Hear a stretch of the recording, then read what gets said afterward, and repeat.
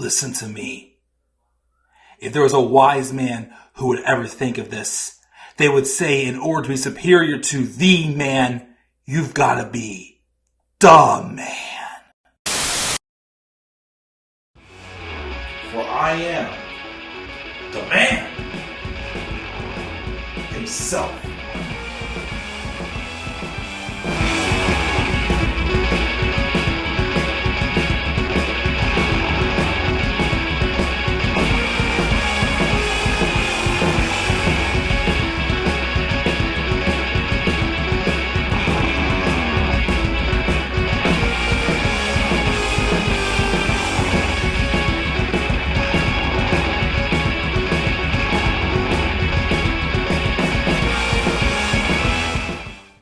Hello, everybody. What is going on? This is the Club of the Man 1993. And as always, in order to be superior to the man, you've got to be the man. And for I am the man himself. And we're not live. I know I said I was going to go live when I did my AEW review to catch up, which I should have done that review live. There was a lot to talk about, a lot of good notes there. I should have done that one live. I was going to do this one live, but then things ran behind today. I didn't get to catch SmackDown until later this evening. Well, I started watching it last night till I fell asleep. So I'm just going to have to do this one pre-recorded. And quite frankly, I did read rumblings Vince made changes to this SmackDown. What we got was decent. I wouldn't say it was nothing compared to that Raw after Mania. Nothing compared to that. It wasn't super exciting, but there was a few things that I'm like, okay, this is fine, but it's whatever. So I'll say this show was decent, in my opinion. We're going to fly through it pretty quickly here. The show took place in Lincoln, Nebraska this past Friday, April 14th, 2023. The show opened up with Sammy and KO coming out, and we get a recap of Matt Riddle's return last week, who has reinserted himself back into some bloodline business, as it was Solo Sikoa who put him out of action for 4 or 5 months. But Sammy talks about closing out the show as champions, and as amazing as WrestleMania was, they haven't had time to process it because everything with the bloodline just keeps happening. It's an exciting time, but it's also a time of uncertainty. KO says the draft creates an air of uncertainty, but he knows 2 things. Regardless of where they end up, they're the undisputed tag team champions, and they'll defend them with everything they have, regardless of whether it's on Raw or SmackDown. Sooner rather than later, though, the Usos will want their rematch. We know Drew Brees was the hero who brought post-Katrina New Orleans to glory. And as deadly accurate QB... Oh, wait. I don't know where this notes are coming from. I'm sorry. Anyways, ignore that last part. Sorry about that. But enter the Usos and Solo Sikoa. Jimmy says KO and Sammy sound like they're folding under pressure. Not like the Usos, who made it 622 days as champions. Sammy says they have to report back every week empty-handed to their daddy, Roman Reigns. And Jimmy says, shut up. He's been predicting the end of the bloodline for months. But the bloodline is more dangerous and stronger than ever right now. Are they now? The Usos leveled up the Enforcer. You don't want the Savage to come out of him. And the Usos will be 9-time tag champs. And Sammy will go backstage. And Sammy will backstab Owens once again. Sammy says he wishes he was as good at anything as Jay is at lying to himself. You want to act like everything's cool? Like Soul wasn't ready to drop him last week? That's fine. But he doesn't think they came out here just to talk. And they're like, that's right. And they go to fight, but then Matt Riddle shows up, even up the odds, sends the bloodline running. And then that does lead to getting us set up for our main event later on tonight, which was Matt Riddle versus Solo Sikoa. We then had LA Knight take on Xavier Woods. So, LA Knight apparently is rumored to be the leader of the winner of the Money in the Bank ladder match, which I'd say cool. Problem is though, is lately he's been doing nothing but losing, which makes me worry because of course all Money in the Bank winners have been to do nothing but lose and lose and lose and lose. Then when they cash in, you don't care. Which again, it'd be nice if I was positive that Triple H was taking care of this, because Nick Khan says in an interview recently, apparently, that Triple H is still in charge of creative. Vince just gives Triple H some ideas. Well, here's the thing. That's cool, but if Triple H was giving him ideas, if Triple H was just listening to ideas, why does he have to take them? You know? So, anyways, but again, I'd be cool with LA Knight winning the briefcase. He should. But once again, he's got to get some wins. Because I don't want him to be the typical, heel who wins a briefcase, then can do absolutely nothing with it afterwards. I don't want that. I do not want that at all. But LA Knight does lose to Xavier Woods. Well, he was protected because LA Knight went to roll up the tights on Woods. But then when Woods reversed it, the referee didn't see that Woods was using the tights as well. But this led to some altercation with Xavier Woods and Gunther backstage. So I guess, because at the end of the show, they advertised a bunch of upcoming matches in 2 weeks or in 1 week. But I think it's next week, we're going to be getting a match between Gunther and Xavier Woods for the Intercontinental title. Fine, I mean, okay, you know Xavier's not going to win it. But it's a reasonable match. I mean, what other contenders does Gunther have right now for the IC title that he hasn't faced yet, So that's a nice little breather match. Xavier has had his pops as a single star. I'm not going to completely knock it. That's not the end of the world to me. We have a recap of Solo injuring Matt Riddle from last December. Sammy's chilling with Riddle backstage, and he thanks Riddle for his help and warns him to be careful because Solo took him out last time.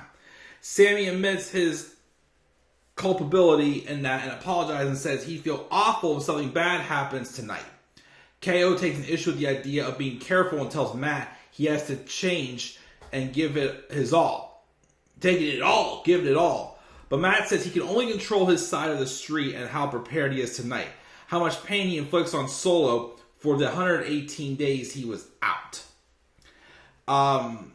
We then have everybody from the Judgment Day except for Finn Balor was there. They were in Gorilla. Rhea takes issue with Caleb Braxton has to say, and Damian takes over, says how Santos Escobar can go, but he's terrible at picking friends. And he's going to go to the ring to talk about Bad Bunny. So I guess this was him making up for the promo he couldn't do this past Monday on Raw because of the travel issues. But he came out and talked about Bad Bunny and says if he wants to be in the front row at Backlash, fine. Have a great time.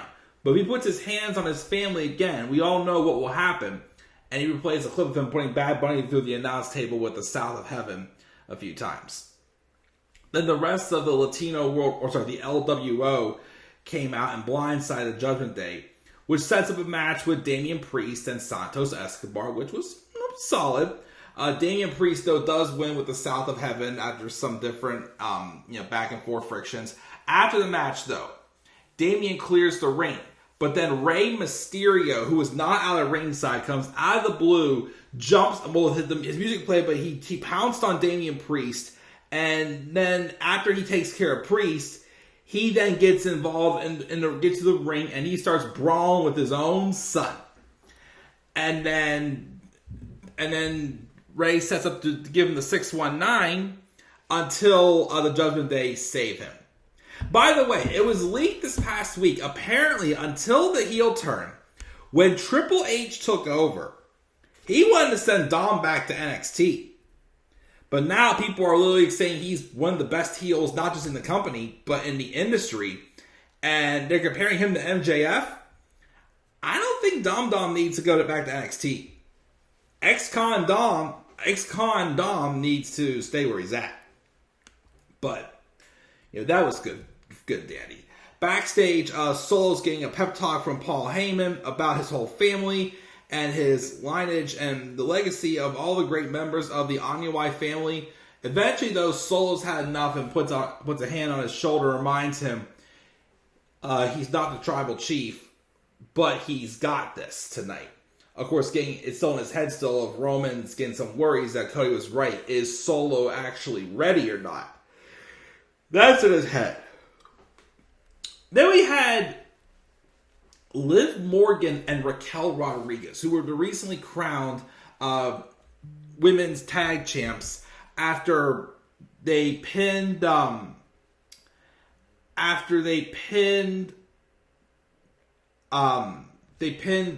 and Trish, which led to Trish turning on Becky this past Monday on Raw. I think we're supposed to get an explanation from them on Raw this week, but I'm not 100% sure. But they came out to a hell of a lot of pyro and to have some big celebration for winning. And I'm like, hold on. They're baby faces, but they're also a random ass team that really has no story to them. Why are we throwing them pyro and a big celebration? I didn't get that, because then even they cut the promo. Raquel thanks Liv for letting her use her as her own personal weapon. They're a great combination. And then Liv's like, yeah, we're still getting to know each other, but we're still good. This quick, basically. Like there's no, once again, no story at all to them being a team at all. Just, we're getting to know each other, but it's like, Raquel's been on the main roster for like a year. You guys have crossed paths how many times? How could you not know each other? Then out comes Chelsea Green and Sonya Deville. Wah, wah, wah, wah, wah. We deserve an opportunity. Where's ours? Wah, wah, wah, wah, wah. And then basically Liv says she's going to talk to Adam Pearce and have them be their next challengers. So next week it's going to be Liv and Raquel versus Sonya and Chelsea for the women's tag titles. Honestly, again, if it was Chelsea Green and Carmella, because Carmella's out hurt, I would say next week give the tag titles to Chelsea Green. Because although, again, she's not winning much, her character is really backing her up. Now, Sonya as Carmella's replacement, I get it. She has beef with Adam, but I feel like she's not as fresh as Carmella is. But Carmella's hurt right now, so it's going to be Chelsea too with Sonya instead for the women's tag titles next week. So, fine. So, we got that. Then we had the return of Shinsuke Nakamura. And of course, you knew Triple H had to have written his return solely because of his entrance. They basically gave him back the blackout and the strobe light. And it's not just the burr, burr, burr, burr. It's like the suspense of the burr, burr, burr, burr, burr. Like the feel of like somebody big and important is coming out. So, of course, they brought that portion back. So, Triple H had to have written this. But before the match, though, Shinsuke was supposed to take on Madcap Moss in his return. Backstage, and we hadn't really seen much of Madcap and Emma for a while. And the last time we saw them, they're doing this whole thing where like Madcap believes he's a star. And then when Madcap lost his IC title opportunity to Gunther, Emma was like, don't worry, you only lost because the fans weren't behind you. And this pep talk they were getting, Emma's giving him a pep talk and basically says how Shinsuke's got nothing on him, and she's like, don't listen to what the fans think of you. It only matters what you think of yourself. So it seems like they are slowly, not yet, but slowly veering Madcap and Emma both to being heels. Which I would prefer, because again, I keep saying, Madcap, I'm sorry, I've given him a fair shot, but Madcap's just not working out. especially as a babyface. Now, if he was maybe Riddick Moss again, maybe the name change. Like the most I've probably ever been invested in Riddick Moss is when him and Tino Sabatelli were a team in NXT. And I know Tino is gone, yes, but they actually were a thing. But again, I think the problem is they bring back Emma. They haven't done much with her. Has she even won a match since she's been back? But they brought her back as a babyface. So probably because she's popular. People love Tennille Dashwood. I'm a fan of Tennille Dashwood. But character-wise, she definitely works tons better as a heel. So I think they're slowly turning them both heel because this idea of keeping the baby faces and having Madcap try to, become popular over Emma's popularity, because again, they are a real life couple, it ain't working. But as heels, Emma, I think, will be much more interesting. And hey, she hasn't been on TV for a long, long time. If you won, I say give her and Dana Brooke a shot again. If Triple H is still running this show, reunite them two. You want another tag team? Get those two. They were great in NXT. So, I'm hoping for that. But Shinsuke beats Madcap. Afterwards, Madcap runs in and tries for a lariat, but Nakamura counters the flying armbar until Emma pulls Madcap out of the ring. And then we see Scarlett laying out tarot cards, one which has Shinsuke on it, and then Karrion Kross slams his fist into his table and says, "Tick-tock." So I guess we're doing a feud with Shinsuke Nakamura and Karrion Kross. See how it goes. Matt Riddle was backstage prepping for his match. We didn't get a recap of Trish turning on Becky, and she will explain her actions on Raw this coming week. Braun Strowman and Ricochet then got attacked by the Viking Raiders, set up for a match between them next week. And then we have Paul Heyman on the mic after the entrances for the main event and says he has an historic announcement to make. He just got off the phone with Roman Reigns to authorize him to let everyone know that they muscle it through management, and 2 weeks from tonight, the Usos will get their rematch live on SmackDown against Sami Zayn and Kevin Owens. Which, again, wouldn't surprise me because of, now Night of Champions. Well, originally the Saudi Arabia show for the spring was supposed to be Kings and Queens of the Ring. But they changed it to Night of Champions. And the rumor is they did this because that is supposed to be day 1000 of Roman Reigns' title reign. If that's why they did that, fine. I'll accept it. Any other BS, I'd be like, ugh. Because I was actually intrigued of seeing what King of the Ring would be like as a pay-per-view. But, guess not yet. But, anyways. So, they get their rematch in a few weeks. But because Sami Zayn, I don't think, can go to Saudi Arabia, it would not surprise me if they had Kevin and Sami drop the tag titles back to the Usos. But I think if they would do that, eventually KO and Sami would win them back. But we had Matt Riddle and Sol Sikoa. It was a good match. We got some ejections from the Usos and Sami and Kevin when they started getting too involved. But then towards the end of the match, when Matt and Sol had some good back and forths, I believe Matt hit a floating bro on Sol while he was standing. And Sol was able to kick out of that. But after this, the Usos had came back through the arena and tried to distract Kevin. Sami and Kevin, though, tried to, take put in them and even the odds, but eventually would lead to distractions. Sol Sikoa still won with the Samoan Spike. Afterwards, though, the Usos, Sami, and KO are taken out outside the ring. After the match, Solo goes after Riddle on the floor.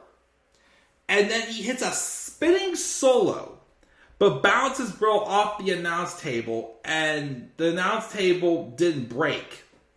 Matt rolled over right behind the announce table. I don't know if that was a botch or if that was supposed to happen, but afterwards, Solo ripped the cover off of the announce table and the monitors to clear the ring, cleared the table, and flipped the table over onto Matt Riddle. And then Sammy and Kevin come back to ringside to check on Riddle, and then the Usos hug it out to end the show. Now, apparently they're doing this because it's rumored that Matt Riddle's going to go all serious again, which he should. I love the tease they did, like when when his feud with Seth Rollins got more serious, especially the build between SummerSlam at Clash at the Castle. That was awesome. But then after that, it's like they went back to goofy stoner Matt Riddle again. I'm like, why? So if the rumors are true, and that's going to lead to a more serious Matt Riddle, I'm for that. I'm pretty sure now, though, my Backlash card predictions are wrong. And this is going to lead to like last year, a 6-man tag, but except this time it's going to be Solo Sikoa and the Usos versus Matt Riddle, Sami Zayn, and Kevin Owens. I'm pretty sure we're going to get that match at Backlash instead of the tag title match, which is taking place 2 Fridays now. That will be the go home show before Backlash, and which I think that's right. I think that's correct. Yes, I can't remember. No, it might not be. Hang on. Let me double check here. So okay, never mind. No, it will not be the go home show for Backlash, but I still think they're going to give the tag title back to the Usos before Night of Champions. But that's my review of SmackDown. Again, it was okay, but it wasn't super exciting, but it did some story development. I'll give it a C+ out of generosity. C+ for SmackDown. What are your guys' thoughts on SmackDown for this week? Be sure you guys leave your thoughts down in the comments section below. And be sure as always to slap a like on the video and subscribe or contact my channel. Follow me on Twitter at the Club of the Man 93. Follow me on TikTok and Instagram at the Club of the Man 1993. And until then, guys, I'm checking out. I'll catch y'all later. And always remember, in order to be superior to the man, you've got to be the man. And for I am the man himself.